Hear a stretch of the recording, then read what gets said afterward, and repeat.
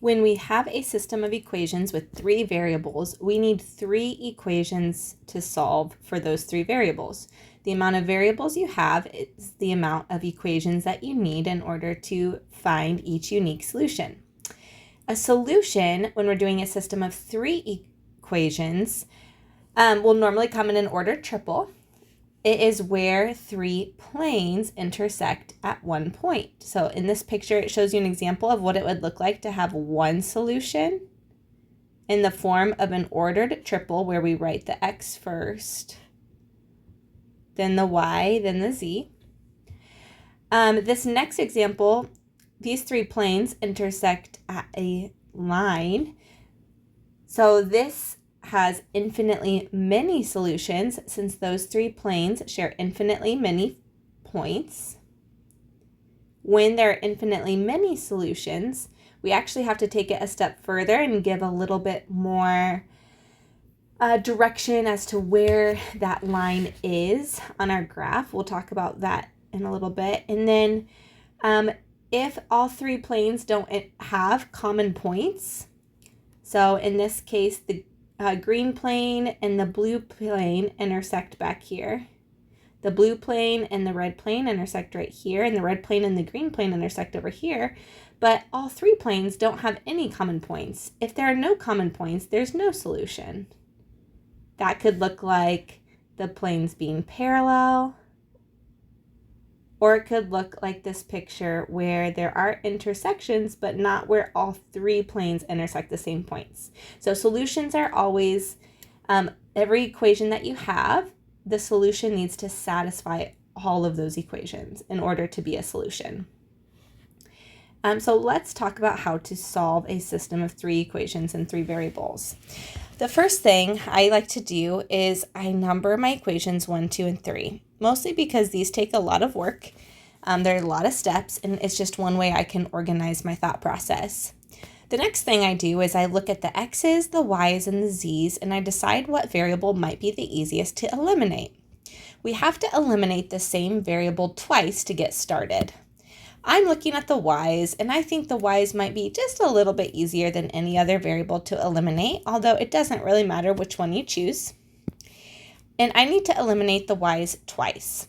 The first thing I'm going to do is I'm going to put equation 1 and equation 2 together and eliminate the y's.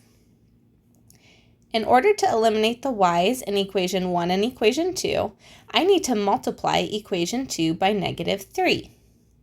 When I do that, I get 9x minus 3y minus 15z equals positive 15. I multiplied that whole equation by -3 so that my -3y will cancel out with my positive 3y. Then I add up what's left. I have 4x when I add up my x's, -9z when I add up the z's, and 19 when I add up the constants. I'm going to call this new equation, equation 4. Because I eliminated the y's first by putting equation 1 and 2 together, I need to eliminate the y's one more time. I can either choose to put equations 1 and 3 together, or I can put equations 2 and 3 together. I'm going to put equations 2 and 3 together. Because to do that, I would need to multiply equation 2 by -2. Then I would have a -2y, which would cancel out with the positive 2y in equation 3.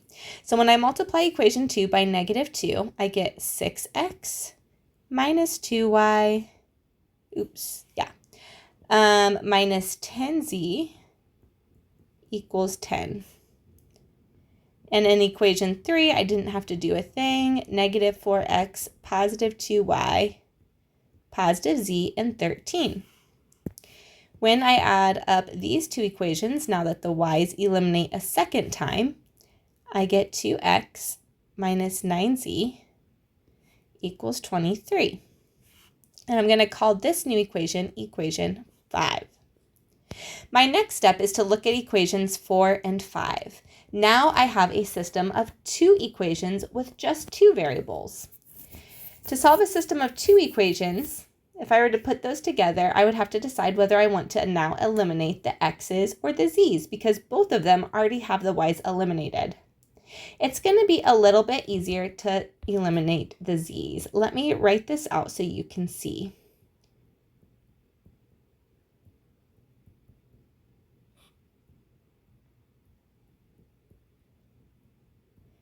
Because they both have a -9, we can eliminate the z's pretty easily. But first, we need to multiply one of the equations by -1 in order for a positive 9z to cancel out with the -9z in the other equation. I'm going to multiply equation 5 by -1, so I will have -2x plus 9z equals -23. Now the z's cancel, they eliminate, and I'm going to add up what's left. I have 2x equals -4. From here, I can easily solve for x to get that x equals -2. And now I have my first of 3 variables. I found x, now I just need to find y and z. But from here, it gets a little bit easier. Now that I have x, I'm going to plug that into either equation 4 or equation 5 to find out what z is. I'm going to plug it into the original equation 5, but it doesn't matter which one you choose. So I'm substituting -2 for x, and now I can solve for z.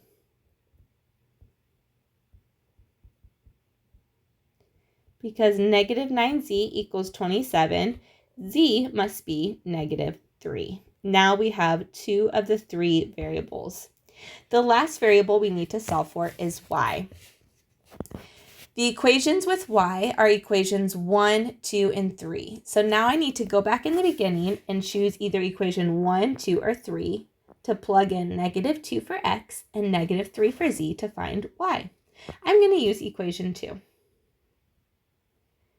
So I have -3 times x plus y plus 5 times -3 for z equals -5.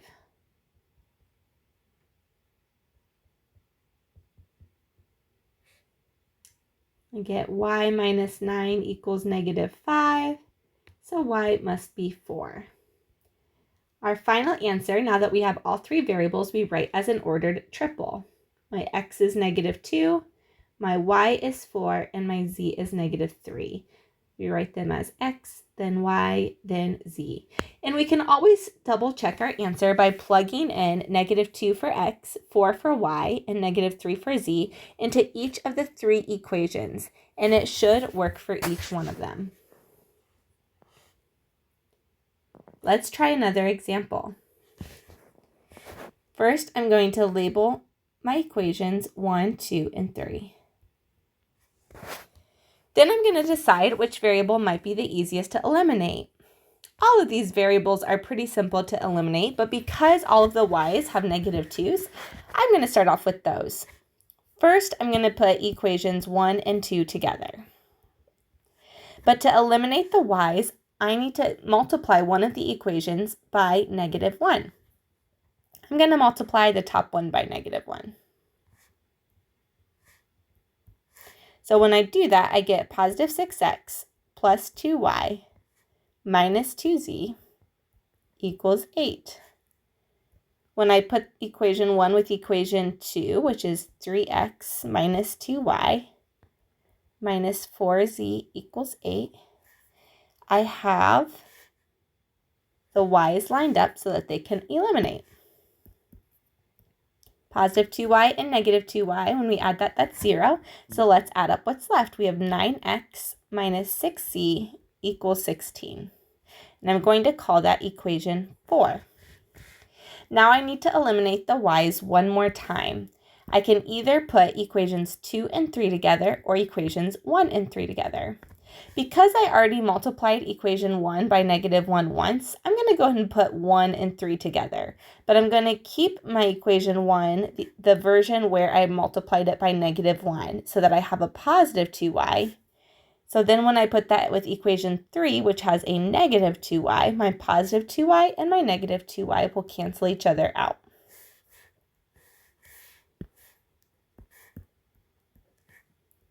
When I add up what's left, I have 12x minus 8z equals negative 10.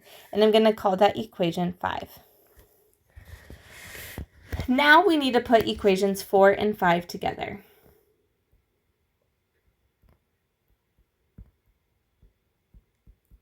And I need to decide which variable to eliminate. I'm going to have to multiply both equations by a number this time.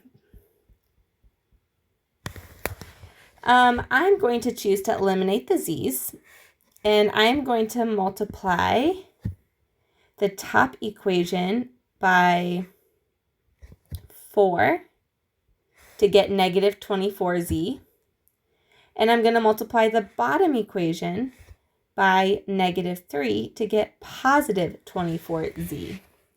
Then my negative 24z and my positive 24z will cancel each other out. There are infinitely many ways you can multiply the equations in order to cancel out a variable. This is just the way that I'm choosing. So my new equation 4 will be 36x minus 24z equals 64.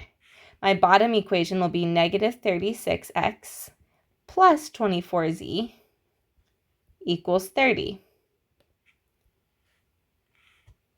What I notice is when I go to cancel things out, both my x's and my z's cancel out.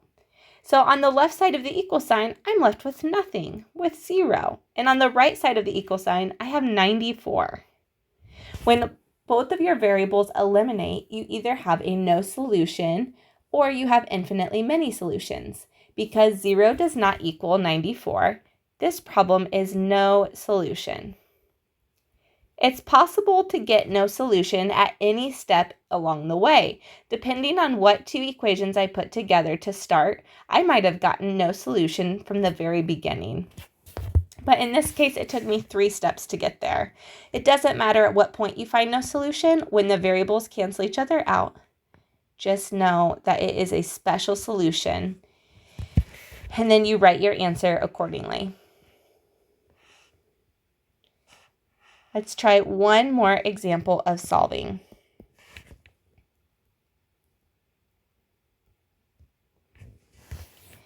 This time, when I'm looking at the x's, the y's, and the z's, it looks like the z's might be the easiest variable to eliminate. I can eliminate the z's by putting equations 1 and 2 together, because 1 has a positive z and 2 has a negative z. So I don't have to multiply either equation. I can set it up, and the z's already eliminate. When I add up what's left, I get 2x minus 2y equals negative 6. Now I'm going to put equations 2 and 3 together. When I put equations 2 and 3 together, I have a negative z in 2 and a positive z in 3. So I don't have to do any multiplying again. My z's cancel out, and I'm left with 6x minus 6y equals negative 18. So I'm going to call the first one equation 4 and the second one equation 5. When I put equations 4 and 5 together, I notice that I need to multiply equation 4 by negative 3 in order to cancel out the x's. So I'm going to go ahead and multiply equation 4 by negative 3 so that I have a negative 6x for 4, where I already have a positive 6x for 5. So when I multiply everything by negative 3, I get negative 6x plus 6y equals 18. For 5, I don't have to do a thing. I just have 6x minus 6y equals negative 18. What I notice is, again, my x's cancel and my y's cancel. So I'm left with 0 on the left side of the equal sign. On the right side of the equal sign, I also have 0. Because 0 does equal 0, this is an instance where we have infinitely many solutions. But for this type of problem, we need to give a little bit more of a specific idea of where those infinitely many solutions are, because what we're saying is our three planes intersect at a line. Now we need to give some direction as to where that line is. So once you get infinitely many solutions, you're not done. My next step is I'm going to take either equation 4 or equation 5, and I'm going to solve for one of the variables. It doesn't matter which one you choose. I'm going to choose equation 4 because the numbers are smaller. So I need to decide whether I want to get the y by itself or if I want to get the x by itself. It doesn't matter which one you choose. So I'm going to get the x by itself. So first I'm going to add 2y to both sides of the equal sign.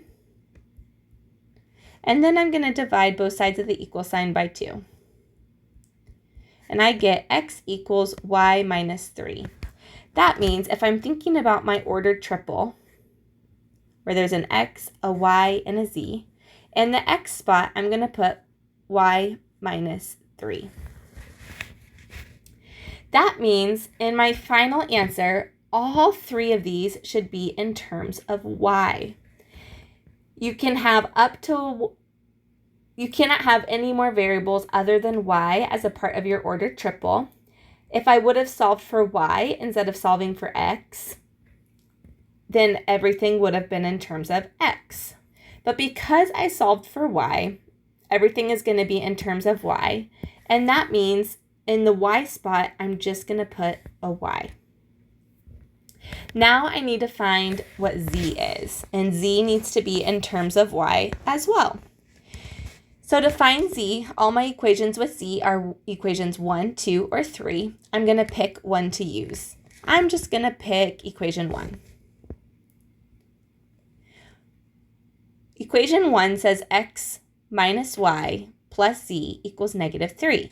My x I already have as y minus 3. Minus my y is just y. Plus z equals negative 3. Now our goal is to find out what z is. So z could be a number, or it could be an expression in terms of y. When I simplify this a little bit further, my y and my negative y cancel out. So I have negative 3 plus z equals negative 3. To continue solving for z, I find that z equals 0. And that's okay. That means in my z spot, I put a 0. And this would be my final answer in terms of y. And again, if at the step where I took equation 4 and solved for x, if I would have solved for y instead, let me show you what that would have looked like. So 2x minus 2y equals negative 6. If I would have solved for y, I would have started by subtracting 2x from both sides.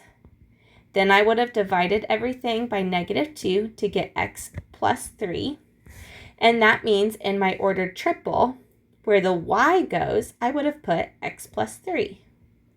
And that means because it's in terms of x, in the x spot, I would just put x, because x is always x. And then I would go through the same steps of solving for z. I'm going to use equation 1 again, but this time x is x, y is x plus 3, plus z equals negative 3. And then as I solve for z, I'll get 0 again because z is a number. And so I still would have had 0 in the z slot. So either one of those answers would have been appropriate. Let's switch gears with one more problem where instead of solving a system of 3 equations, we're going to practice writing a system of 3 equations based off of a word problem. It says an amphitheater charges $75 for each seat in section A, $55 for each seat in section B, and $30 for each lawn seat. There are 3 times as many seats in section B as in section A. The revenue from selling all 23,000 seats is $870,000. How many seats are in each section of the amphitheater? The first step is to figure out how many different variables we need. And we get that from our last question. How many seats are in each section of the amphitheater? So what we're looking for is how many seats in each section. Well, how many sections are there? There are 3. So I'm going to use the variable A to be the number of seats in section A. B will be the number of seats in section B. And let's do L for the number of seats in the lawn section. Because I have 3 variables, that means I'm going to need to set up 3 equations. I know that I have 23,000 seats altogether, and altogether they sold for $870,000. Well, because those are my totals, I'm going to put those on the other side of the equal sign in my first 2 equations. For $870,000, I'm going to look at the rest of the problem that's talking about money. So they charged $75 for each seat in section A, $55 for each seat in section B, and $30 for each lawn seat, and they made $870,000. We can write that equation as 75A plus 55B, $55 per section B seat, plus $30 per section, or the lawn seat section. In total, we made $870,000 from selling those 3 types of tickets. My total of 23,000 seats is talking about the total number of seats. So it's talking about the total number of seats from section A plus the total number of seats from section B plus the total number of lawn seats. For my last equation, I look at what information I haven't used yet. It tells us that there are 3 times as many seats in section B as in section A. So I'm going to be multiplying something by 3. And my last equation is going to be dealing with section B, variable B, and variable A. So because B has twice as many seats as A, I'm going to write that as B equals 2A, or not 2A, sorry, 3A, 3 times as many seats. That means if A sold 10 seats, which is not very many, B would have 30 seats, which is 3 times as many. If A had 100 seats, B would have 300 seats, which is 3 times as many. So just a quick way to double check my equation there. That's how we would set up a system of 3 equations.